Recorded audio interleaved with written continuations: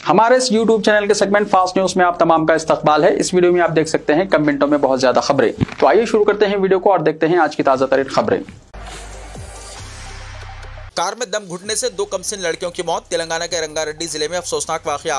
तेलंगाना के रंगारेड्डी जिले के दामरगिद्दा गांव में एक अफसोसनाक वाकया पेश आया, जहां कार के अंदर दम घुटने से 2 कमसिन लड़कियों की मौत हो गई। तन्याश्री और अभिन्याश्री नामी ये दोनों लड़कियां अपने वालिदैन के साथ नानी के घर आई हुई थी। खेलते खेलते वो घर के सामने खड़ी कार में चली गई। जैसे ही वो कार में दाखिल हुई, दरवाजे लॉक हो गए और वो बाहर ना निकल सकी। कुछ देर बाद कार के अंदर हवा की कमी की वजह से दोनों लड़कियां बेहोश हो गईं और फिर दम घुटने से इनकी मौत वाक़ हो गई। बताया जाता है कि लड़कियां बाहर आवाज देने की कोशिश करती रही, लेकिन इनकी आवाज किसी को सुनाई ना दी। बड़े भी इस दौरान लड़कियों को भूल गए। जब काफी देर तक वो वापस ना आई तो घर वालों ने तलाश शुरू की। कार के पास जाकर देखा तो दोनों लड़कियां बेहिस व हरकत पड़ी थी।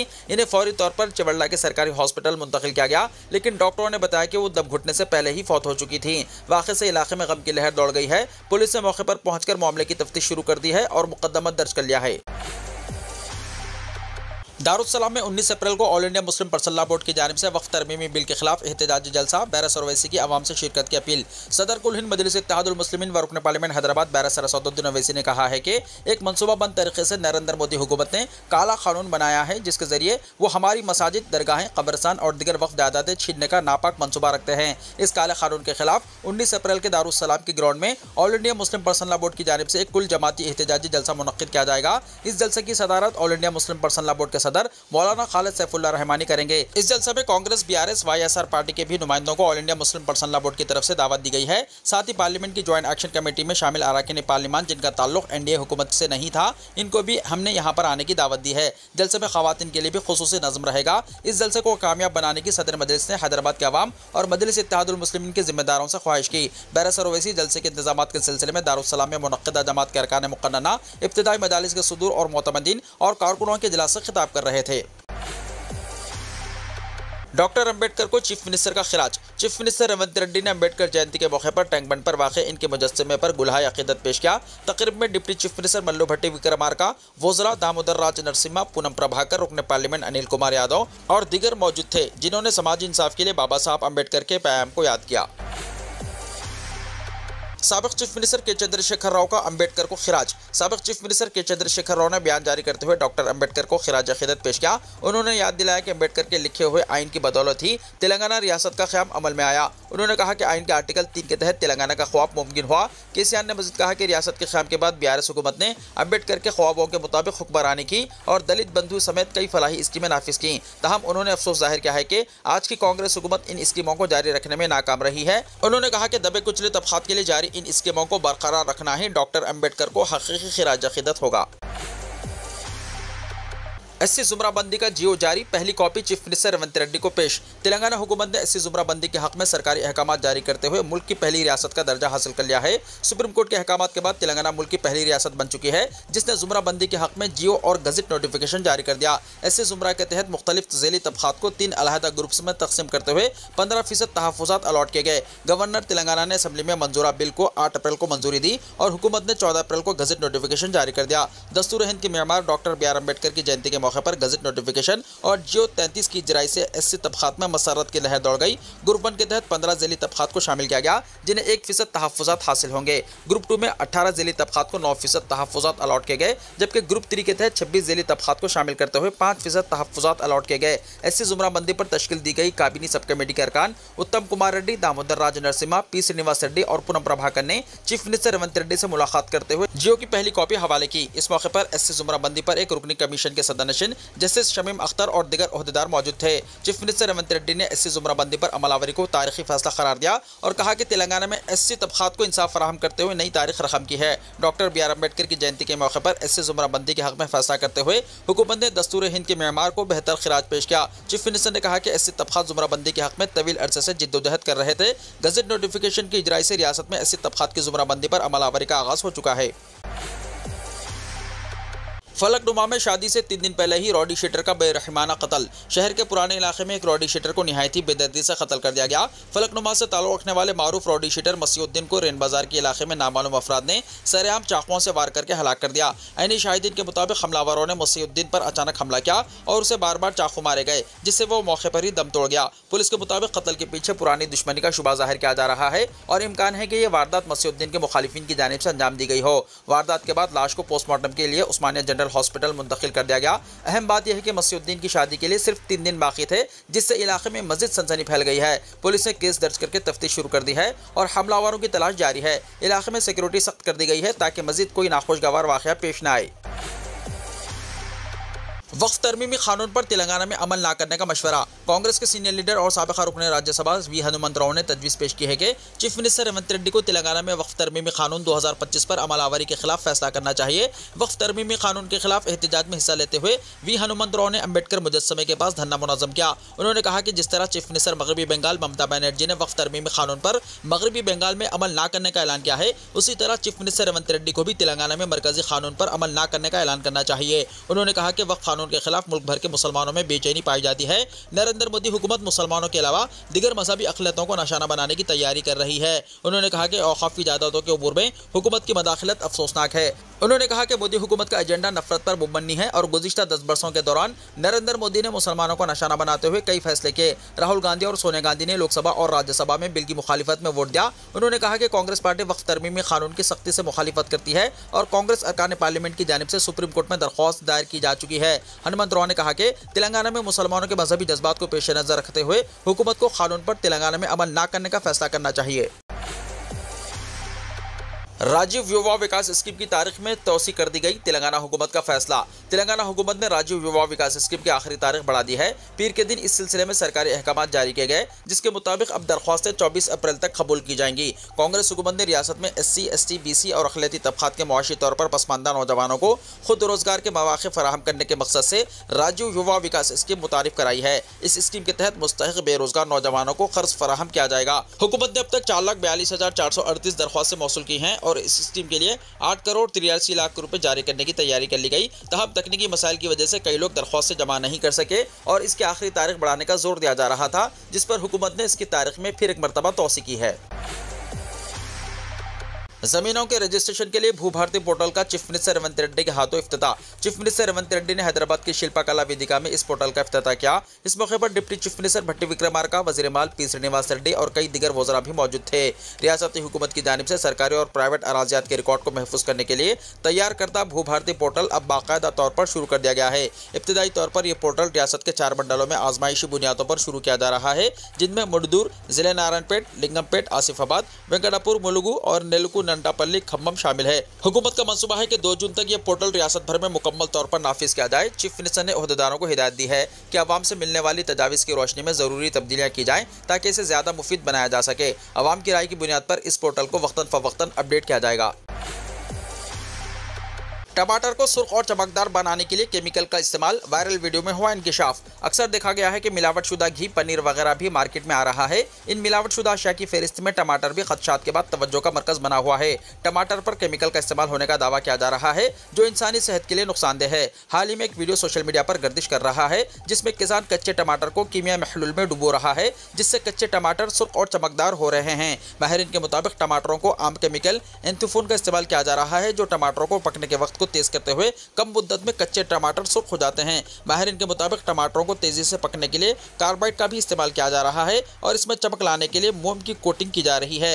हद से ज्यादा चमकदार, बिल्कुल सुर्ख और मजबूत टमाटर को एथिलीनियस या कैल्शियम कार्बाइड जैसे केमिकल का इस्तेमाल करके मसनवी तौर पर पकाया जा रहा है। माहिरीन के मुताबिक कुदरती टमाटरों में आमतौर पर नाहमवर पकने, हल्के धब्बे या तने के करीब सब्ज पीले धब्बे होते हैं। कुदरती तौर पर पके हुए टमाटरों में हल्की मिट्टी की खुशबू होती है। केमिकल इस्तेमाल करने वाले टमाटरों में खुशबू नहीं होती। टमाटर को एक प्याले में 30 से 40 मिनट तक पानी में भिगो दें। अगर मोम या मसनवी रंग का इस्तेमाल किया गया तो तेल की बाकियात पानी पर तैरती हुई नजर आएगी। तेलंगाना के आज़मीन हज की 29 अप्रैल से रवानगी, फ्लाइट्स के शेड्यूल का ऐलान, आखिरी किस्त 19 अप्रैल तक अदा करने की सहूलत। रियासती हज कमेटी के तवस्सुत से सफर मुक़द्दस को रवाना होने वाले आज़मीन हज की फ्लाइट्स का शेड्यूल जारी कर दिया गया।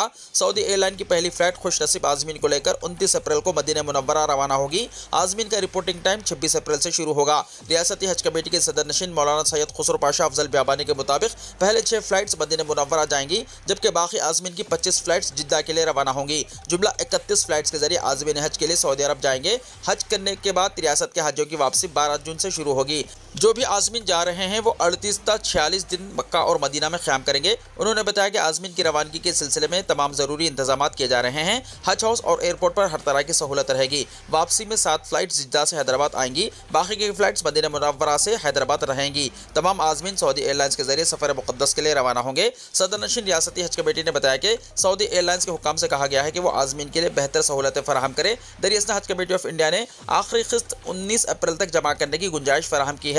तेलंगाना से इस साल 7500 आज़मीन हज रवाना होने वाले हैं। इसी तरह तेलंगाना हज कमेटी की जानिब से मेहदीपट्टनम में आज खातून आज़मीन के लिए तरबियती कैंप मुनक्किद किया गया, जिसमें हज से मुताल्लिक़ मालूमात फराहम की गई। तेलंगाना में 3 दिन तक बारिश की पेशकाशी। तेलंगाना में आइंदा 3 दिनों तक मौसलाधार बारिश की पेशकाशी की गई है। हैदराबाद के महकमे मौसमियात ने कहा है कि चंद अजला में कहीं कहीं तेज हवाओं के साथ बारिश हो सकती है और चंद अजला में फी घंटा 30 से 40 किलोमीटर की रफ्तार से हवाएं चलेंगी। इसके अलावा दिन का दर्जा हरारत भी आइंदा 3 दिनों तक ज्यादा रहेगा। 2 से 3 डिग्री दर्जा हरारत में इजाफे का इम्कान है। YSR कांग्रेस पार्टी वक्फ तरमीमी बिल के खिलाफ सुप्रीम कोर्ट से रुजू, पार्टी के साबिक रुकन असेंबली हफीज खान का बयान। आंध्र प्रदेश की अहम अपोजिशन जमात YSR कांग्रेस पार्टी ने एक बार फिर मुस्लिम बरादरी के साथ अपनी वाबस्तगी और हमदर्दी का सबूत दिया है। साबिक MLA और आंध्र प्रदेश वक्फ बोर्ड के साबिक रुकन अब्दुल हफीज खान ने कहा कि पार्टी ने आइन के खिलाफ समझे जाने वाले वक्फ बिल के खिलाफ सुप्रीम कोर्ट में दरख्वास्त दायर की, जबकि बाकी सब खामोश रहे। हम इंसाफ के लिए खड़े हुए। उन्होंने तेलुगु देशम पार्टी को चैलेंज करते हुए कहा कि अगर वाकई वो अक़लियतों के हुकूक के तहफ़्फ़ुज़ के लिए संजीदा है तो ऐसी ही कार्रवाई क्यों नहीं करती, खामोश क्यों है, ये दोहरा रवैया क्यों। उन्होंने कहा कि TDP का मुनाफिकाना रवैया अब बेनकाब हो चुका है। एक तरफ वो अक़लियतों की हिमायत का दावा करते हैं और दूसरी तरफ मुसलमानों के मफाद के तहफ़्फ़ुज़ के लिए कायम इदारों पर हमला करने वाले बिल की खामोशी से हिमायत करते हैं। इनका दोहरा मियार अब आवाम के सामने आ चुका है। पीएम मोदी ने आइन के मेमार डॉक्टर भीमराव अंबेडकर की जयंती पर खिराज अक़ीदत पेश किया। समाजी मुस्लह, दलित तहरीक के अलमबरदार और आइन के मेमार बाबा साहब अंबेडकर की यौम पैदाइश के मौके पर मुल्क भर में बाबा साहब को याद किया जा रहा है। वज़ीर आज़म नरेंद्र मोदी ने बाबा साहब को उनके यौम पैदाइश पर दिली खिराज अक़ीदत पेश किया। सोशल मीडिया प्लेटफॉर्म एक्स पर एक वीडियो पोस्ट करते हुए वज़ीर आज़म नरेंद्र मोदी ने कैप्शन में लिखा, तमाम अहम वतनों की तरफ से मैं भारत रत्न बाबा साहब यानी बाबा साहब भीमराव अंबेडकर को उनके यौम पैदाइश पर खिराज अक़ीदत पेश करता हूँ। ये इनकी तहरीक है कि मुल्क आज पूरी जाफिशानी के साथ मसरूफ़ बाअमल है और इनके इंसाफ के ख्वाब को अमली शक्ल देने के लिए समाजी तसव्वुर को ताकत बख्श रहा है एक आत्मनिर्भर और तरक्की याफ्ता हिंदुस्तान। डॉक्टर अंबेडकर को पार्लियामेंट हाउस में कांग्रेस का खिराज। कांग्रेस के सदर मल्लिकार्जुन खड़गे, कांग्रेस पार्लिमानी पार्टी की लीडर सोनिया गांधी और लोकसभा में अपोजिशन लीडर राहुल गांधी ने आइन के मेमार बाबा साहब अंबेडकर के 135वें यौम पैदाइश पर उनकी तस्वीर पर फूल चढ़ाकर इन्हें खिराज अक़ीदत पेश किया। बाबा साहब को उनके यौम पैदाइश पर खिराज अक़ीदत पेश करने के लिए पार्लियामेंट हाउस के सेंट्रल हॉल में मुनक्किदा प्रोग्राम में सदर कांग्रेस खड़गे, सोनिया गांधी और राहुल गांधी ने कई दूसरे सरकर्दा रहनुमाओं के साथ बाबा साहब की तस्वीर पर फूल चढ़ाकर इन्हें खिराज अक़ीदत पेश किया। कांग्रेस के कायदीन ने भी पार्लियामेंट हाउस के अहाते में वाक़े प्रेरणा स्थल पर इनके मुजस्समे पर फूल चढ़ाकर बाबा साहब को खिराज अक़ीदत पेश किया। अगर ईमानदारी से वक्फ ज़मीनों का इस्तेमाल किया जाता तो मुस्लिम नौजवानों को सारी ज़िंदगी साइकिल पंक्चर बनाते ना गुजारनी पड़ती, वज़ीर आज़म नरेंद्र मोदी ने कहा। वज़ीर आज़म नरेंद्र मोदी ने पीर के रोज़ हरियाणा में एक जलसे आम से खिताब करते हुए कहा कि वक्फ की ज़मीन गरीबों की फलाह और बहबूद के लिए इस्तेमाल होनी चाहिए थी, मगर इसका गलत इस्तेमाल हुआ, जिसकी वजह से नौजवान मुस्लिम लड़कों को मामूली नौकरियाँ करने पर मजबूर होना पड़ा। उन्होंने कहा कि मैं इन सियासतदानों से जो सिर्फ वोट बैंक के पीछे भागते हैं पूछना चाहता हूँ कि अगर वाकई आपके दिल में मुसलमानों के लिए ज़रा सी भी हमदर्दी है तो कांग्रेस पार्टी किसी मुसलमान को अपना सदर क्यों नहीं बनाती, वो ऐसा क्यों नहीं करती। मोदी ने कहा कि अगर कांग्रेस लोकसभा इंतखाबात में टिकट देती है तो वो 50% टिकट मुसलमानों को दे, अगर वो जीत जाएंगे तो अपने हक में खुद बोलेंगे, लेकिन कांग्रेस ऐसा नहीं करेगी क्योंकि इनका इरादा किसी का भला करने का नहीं है। उन्होंने कहा कि मुल्क भर में लाखों एकड़ जमीन वक्फ के नाम पर है। ये ज़मीन, ये जायदाद गरीबों, बेसहारा खवातीन और बच्चों की भलाई के लिए इस्तेमाल होनी चाहिए थी। अगर ईमानदारी से इसका इस्तेमाल किया जाता तो मेरे मुस्लिम नौजवानों को सारी जिंदगी साइकिल के पंक्चर बनाते ना गुजारनी पड़ती। वज़ीर-ए-आज़म मोदी ने अपने एक बेमिसाल मद्दाह से की मुलाकात। 14 साल से नंगे पैर रहने वाले रामपाल कैशप को वज़ीर-ए-आज़म ने खुद पहनाए जूते।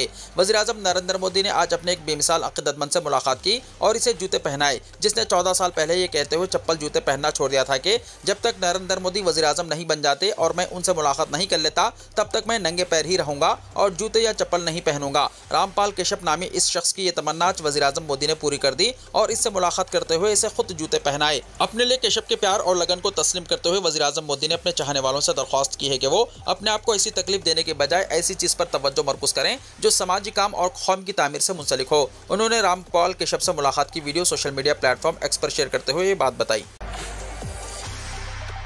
किरण रिजिजू को भरोसा है कि सुप्रीम कोर्ट वक्फ एक्ट में मदाखिलत नहीं करेगा। वक्फ तरमीमी कानून के खिलाफ मुल्क भर की रियासतों में मुजाहरे हो रहे हैं। मगरबी बंगाल और त्रिपुरा समेत कई रियासतों में इस कानून के खिलाफ तशद्दुद भी फूट पड़ा है। इसके खिलाफ अपोजिशन जमातों और मुस्लिम तंजीमों के कई रहनुमाओं ने सुप्रीम कोर्ट से रुजू किया है। इसी दौरान अक़लियती उमूर के वज़ीर किरण रिजिजू ने कहा कि इन्हें भरोसा है कि सुप्रीम कोर्ट कानून साजी के मामलात में मदाखिलत नहीं करेगा। मरकजी वज़ीर किरण रिजिजू ने भी मगरबी बंगाल हुकूमत को निशाना बनाया। उन्होंने कहा कि बंगाल की वज़ीर आला ममता बनर्जी ने ऐलान किया है कि वो इस तरमीम शुदा कानून को रियासत में लागू नहीं होने देंगे। ऐसी सूरत हाल में क्या इन्हें इस ओहदे पर रहने का कोई अखलाकी या आईनी हक है? मीडिया से बात करते हुए किरण रिजिजू ने कहा कि सुप्रीम कोर्ट इस मामले में मदाखिलत नहीं करेगा। अगर कल हुकूमत अदलिया में मदाखिलत करती है तो ये अच्छा नहीं होगा। हमें एक दूसरे का एहतराम करना चाहिए। इख्तियारात की तकसीम कैसे होगी इसकी अच्छी तरह वजाहत की गई है। सुप्रीम कोर्ट 16 अप्रैल को इस मामले की समाअत करेगा। मरकजी वज़ीर किरण रिजिजू ने कहा, मैंने किसी और बिल की इतनी अच्छी तरह से जांच पड़ताल करते हुए नहीं देखा जिसमें 1 करोड़ नुमाइंदे शामिल हों। सुप्रीम कोर्ट ने पहले वाज़ेह किया था कि वो मुकन्नना के दायरे इख्तियार में मदाखिलत नहीं करेगी। तहम सुप्रीम कोर्ट ने आइन से जुड़े मामले पर दरख्वास्त गुजारों की समाअत के लिए रजामंदी जाहिर की है। दरख्वास्त गुजारों का दावा है कि तरमीम शुदा कानून कई बुनियादी हुकूक की खिलाफ वर्जी करता है, जिसमें मसावत का हक और मजहबी आज़ादी का हक शामिल है। मगरबी बंगाल की वज़ीर आला ममता बनर्जी ने कहा था कि वो बंगाल में वक्फ एक्ट को नाफिज नहीं करेंगी।